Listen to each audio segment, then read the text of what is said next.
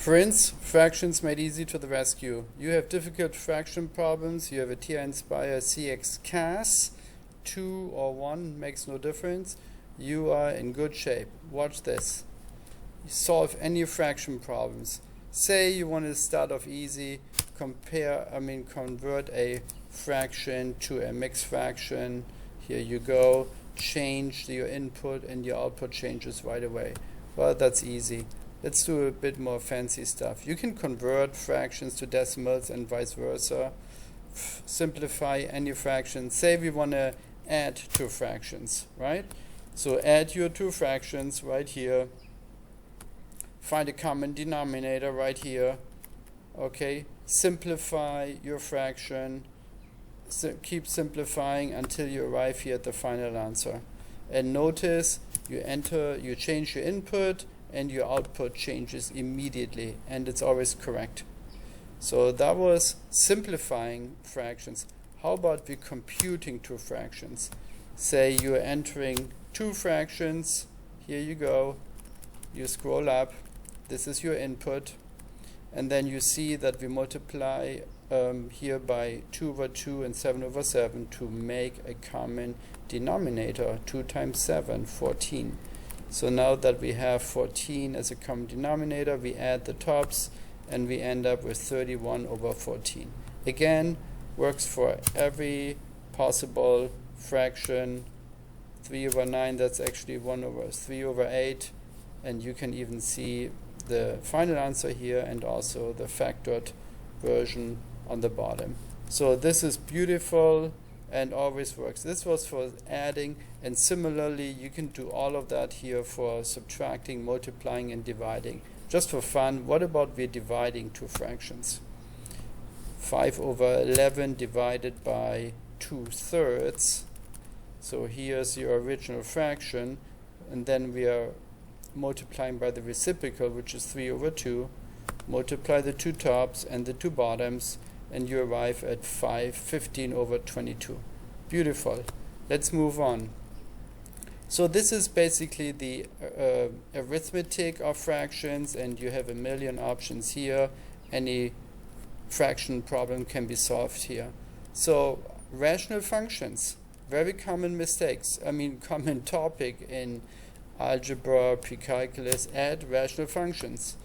Here's f1 and f2, two different rational functions that you enter here in the beginning, and in order to add them you need a common denominator. So here you need to multiply by x plus 2 top and bottom, and here x plus 5 top and bottom, and that will allow you to form a common denominator. And now you simplify the numerators to get this final answer. Okay, and that is working for rational functions when you add them, subtract, multiply and divide. Okay, beautiful. Let me show you some other fancy stuff. Synthetic division. Yes, that's also a fraction problem. Say you're dividing this polynomial x cubed minus 9x by x minus 3.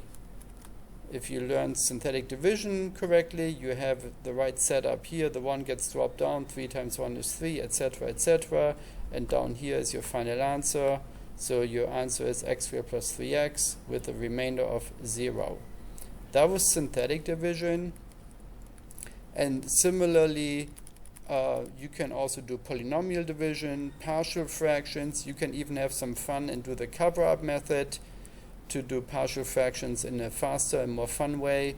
And then also the third section is to solve rational functions for x, or solve inequalities. So that can all be done here. And lastly, you can also analyze rational functions to find possible rational zeros, degree and everything of a rational function.